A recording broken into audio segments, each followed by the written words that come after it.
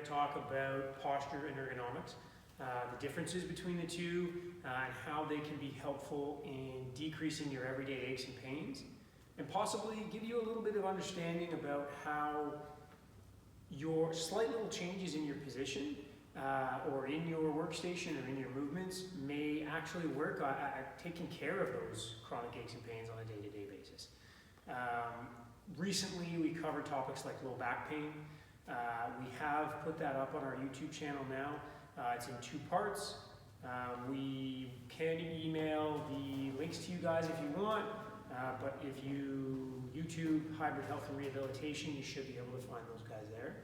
We're always looking for more topics, so please feel free to send us an email if you have a question about something you would like to see, something you want to address. And if you have a personal question about an issue you're having, again, please send us an email and we'll take a look and get back to you as soon as we can on that.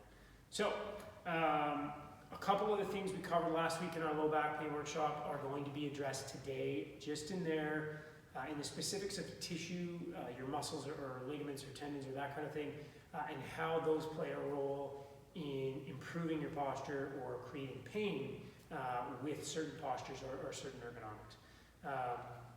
So we're going to start with a couple of definitions. The first one being posture, which is the position you hold your body in during sitting, standing, or through movement. And this is kind of the most important part that I think a lot of the times we lose.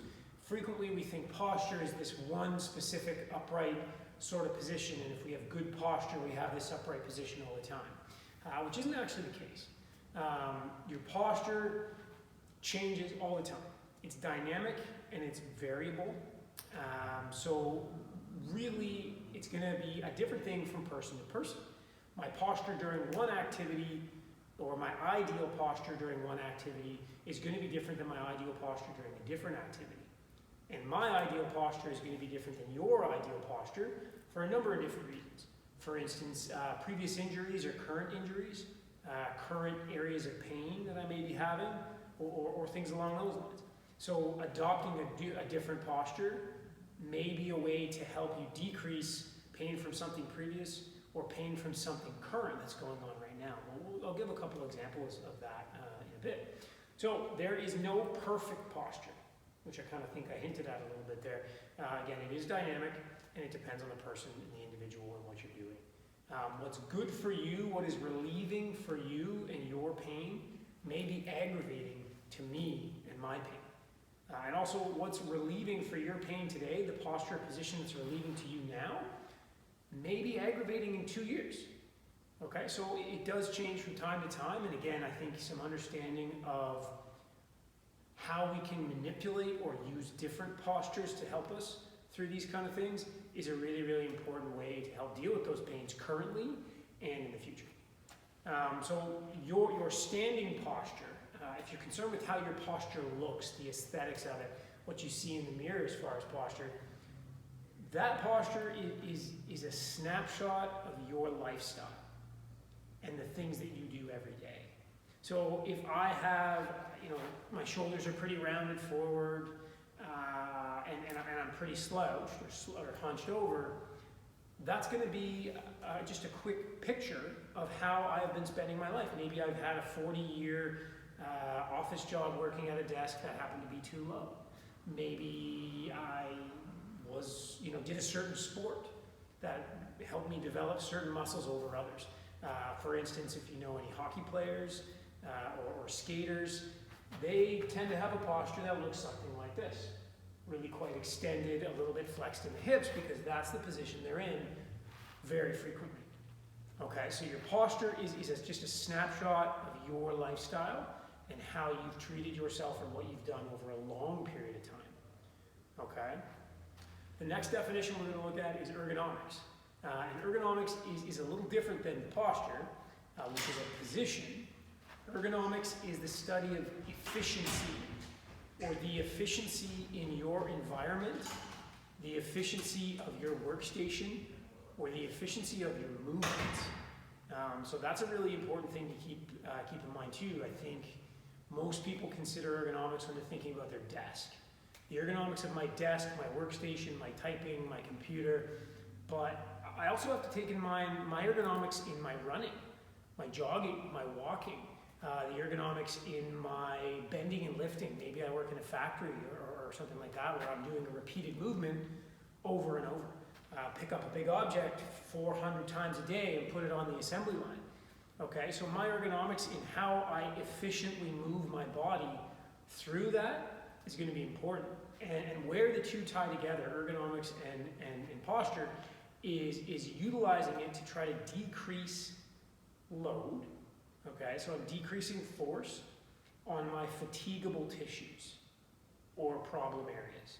So my muscles, my tendons, my ligaments, my things that will get tired eventually, I want to try to utilize my body structure and my position in my workstation to take some of that load off of those tissues that will fatigue, to maximize my ergonomics or change my posture so that I'm giving that load to different tissues.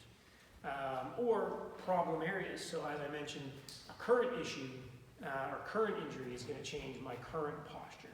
For instance, maybe I'm a baseball player and I go to swing that bat and I tear an abdominal muscle. You better believe that an abdominal tear is going to hurt quite a bit in an upright posture, whether you're sitting or standing. So, for a week or two, I may be adapting a bit of a hunch posture then. Is that awful for me? Is that going to ruin my life or do long-term damage? No, in fact, it's probably going to relieve a lot of my pain. Okay? So, when we're looking at ergonomics, again, we're going to do a little bit of a look at sitting. And when we are looking at sitting ergonomics, we're trying to consider what we call a stacked position. So I'm using the bony shape of my bones or my spine to distribute load over those structures, as opposed to maybe a hunched or slouched position or overly arched position that's going to be adding stretch to my active tissues like my muscles, the ligaments, joint capsules. And that was something we covered last week. We are going to go over a bit of that and how that plays a role in increasing or creating pain, and why exercise and moving is going to be really helpful to decrease that. Okay? So when I'm sitting, and again, we're going to look at this specifically with the spine, I'm going to try to maximize a stacked position. Okay? Keep that in mind, but we will go through it a bit more specifically. So before we get moving, a couple of principles. One principle, probably the most important one, your tissues, all of them, exist due to movement. And I know that sounds a little wishy-washy, but my muscles, for instance, are nourished by blood and blood flow. Okay, so oxygen and nutrients within my blood that is brought into the muscle by blood. If you've seen any dissection, or you've seen a picture of a muscle or a diagram, or you've eaten a steak, it's red. It's generally has the color red because it is full of blood. It is a vascular tissue. Okay, the more you pump that muscle, contract and relax and contract and relax and contract and relax, you're increasing blood flow into that muscle. You're warming it up because our blood is what heats us. That's how you heat things. When you're rubbing your hands together to warm them up, that's what you're doing. You're bringing blood to that region. So the more I pump that muscle over my lifetime, the more blood vessels will actually develop inside that muscle. If you've seen any, again, I'm going to use the hockey player as an example, but or a short track speed skater or a cyclist, you're going to notice they have very, very large thigh muscles and probably really vascular or veiny looking thigh muscles. If you've looked at the forearms of a long-term laborer or manual worker, just popping out vessels. So the more you're using those tissues, the more you're actually developing some of the vascular structures, so our veins and our arteries, that do bring that blood there. So my muscles get stronger and develop and are nourished by movement. My joints are nourished and lubricated with movement. So inside each of your joints, your joint is an enclosed space by a ligament or a joint capsule, it's called. Kind of like a balloon, but a little bit stronger. Not super stretchy, okay, like your muscles are. Inside that, it produces a fluid called synovial fluid. And the synovial fluid lubricates the two joint surfaces or the cartilage, okay, and nourishes them. When that fluid is stagnant, it's not moving or it hasn't been moved, it can get inflamed and it can get stagnant, stale, whatever you want to call it. And this would be our stiff, achy, kind of sore sort of sensation. If I've injured it, same kind of thing, okay? So when I pump that joint, I move it back and forth repeatedly, I'm actually replenishing and recycling that synovial fluid, creating more. So similar to the oil in the engine of your car, if you leave your car outside all winter, you don't start it once. When the spring rolls around, don't consider starting your car. It's likely going to be seized. You have to keep that tissue or that fluid moving, okay?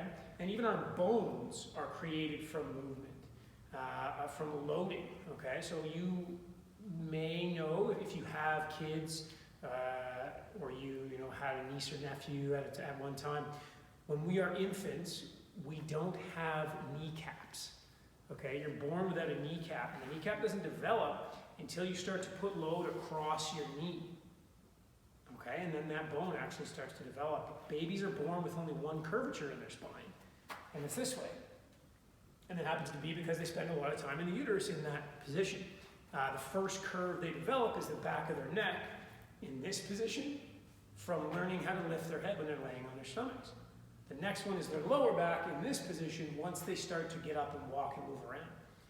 So the load they give, the movement they do every day, influences how their bones develop. Okay, so your tissues exist because of movement. And for that reason, like I said a couple minutes ago, there is no perfect posture.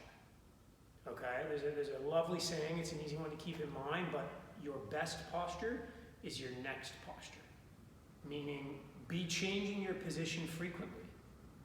There's not one amazing, perfect position that's going to get me through my long workday with zero pain as long as I stay in that totally upright position. Okay, and the reason for that is my next principle.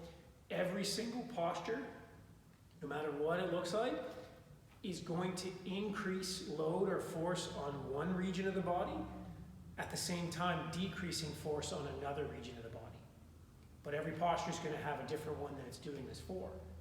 Okay, so if I'm a very upright person, this is going to decrease load on my shoulders and neck versus something like this. However, it's going to increase load on my lower back and the front of my hips and through my calf and feet muscles. So in my seated position, there's a number of different ways that I can sit to offload or decrease force on certain areas, depending on what's sore. So considering different postures is going to be helpful. And again, changing that posture throughout the day may be the best fix that just seemed too simple. Okay? So when we think about that, that means that our posture or our ergonomics plan for our workstation really needs to be individualized to you, your specific injuries or problem areas or areas that bug you, and your job, what task you are doing repeatedly, and also your problem areas. Is there specific areas that are currently bothering you? Or is there areas, an injury from a number of years ago that are, they're under control now, but if you get into a habit of doing something a certain way, they start to flare up again.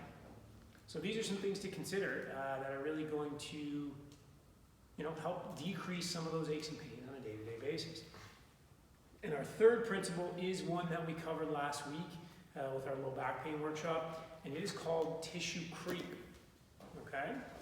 And tissue creep is I know it sounds kind of funny, tissue creep is the increased stretch to my non-stretchy tissues by sustaining a position for a long period of time. So I mentioned muscles and joint capsules or ligaments. My joint capsules and ligaments are not stretchy tissues, but they are very sensitive. So very minimal amounts of damage or change to them can create a lot of pain, okay? So not much really going on, but it can be very sensitive. My muscle and tendon tissues are stretchy, but they are also very sensitive. So if I hold a specific position, let's talk about slouching in a seated position, a real nice kind of slouched over position. When I'm doing this, the muscles of my back are in a stretched position. This is not a bad thing. This may be for you right now, it may be sore. For me, it's kind of relieving. I have a little bit of low back pain, but let's pretend I sit like that for 5 hours. After about 30 minutes, those muscle tissues start to relax, okay? They're no longer controlling that position, they're no longer creating tension. They fatigue, or your brain just kind of turns them off to conserve energy.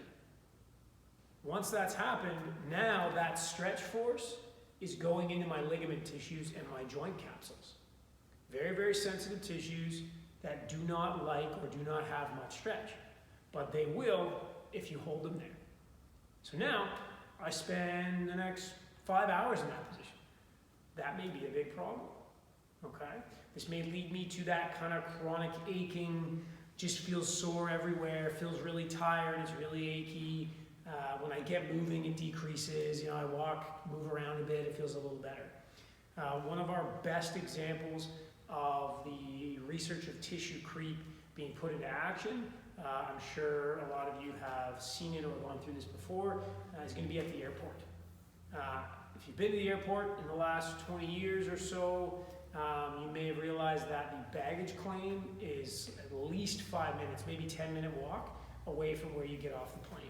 The reason for that is if I spend 18 hours sitting on a plane on my way back from Australia and I get right off that plane and I pick up that great big heavy piece of luggage, I'm going to have a lot higher chance of a back injury.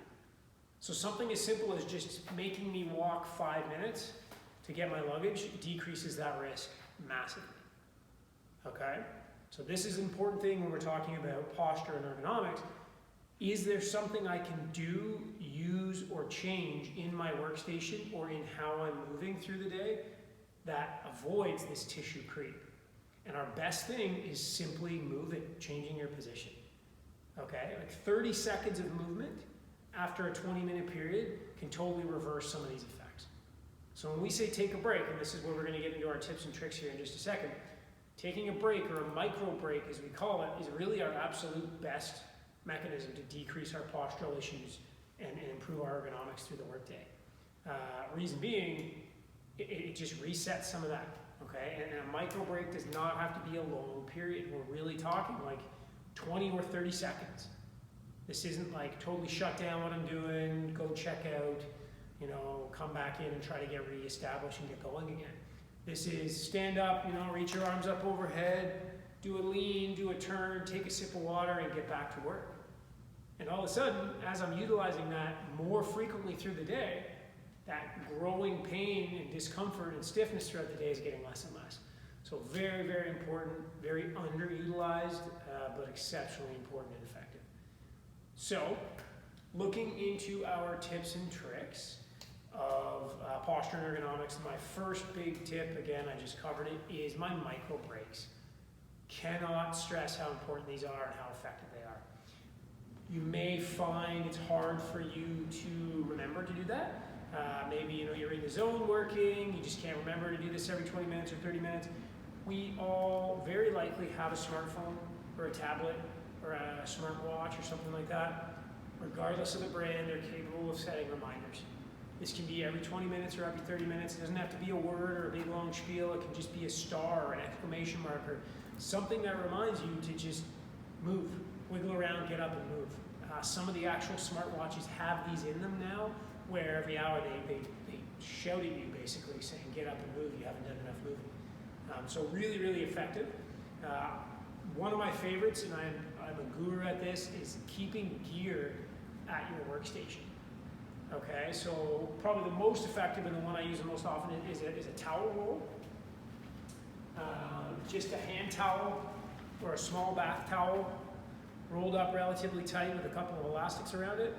This becomes an easy way to give some support to your back in different positions, regardless of what kind of chair you're in. Okay, so no matter what my chair feels like, this isn't my chair, I don't like this, it doesn't feel good, or I'm traveling on the bus. Well, this fits in your bag. You might be taking a towel wherever you're traveling anyway. Hopefully you can wash it if it's against the seat afterwards, but that's a different story. So easy piece of gear to keep at your desk. The next one is a band, and I'm a huge fan of these. A resistance band doesn't have to be super strong. They fold up really small. right? Like this can stay in my pocket for the day. This can stay in my drawer. This can stay in my lunch pail, anywhere really. But this is an incredible way to pump some blood into some of those muscles that have been getting overstretched because of the position that I'm finding myself in through that work day. We'll go through two specific with the band that I think are really, really big bang for your buck. Neck, shoulder, upper back ones. If you're struggling with some pain in that area at your work desk, really, really effective. But the band, so helpful to keep at your desk to help with some of these micro breaks and just getting that sort of thing rolling for you. And then the last big tip I have is a routine. If you know what your work posture entails or what your specific issues or problem areas are, you can then think, what areas or what movements can I do in a quick 5-minute routine that helps get me in the opposite position that I'm spending all day in? How do I reverse that? It doesn't have to be super long, the shorter the better, to be honest, because you can do it more.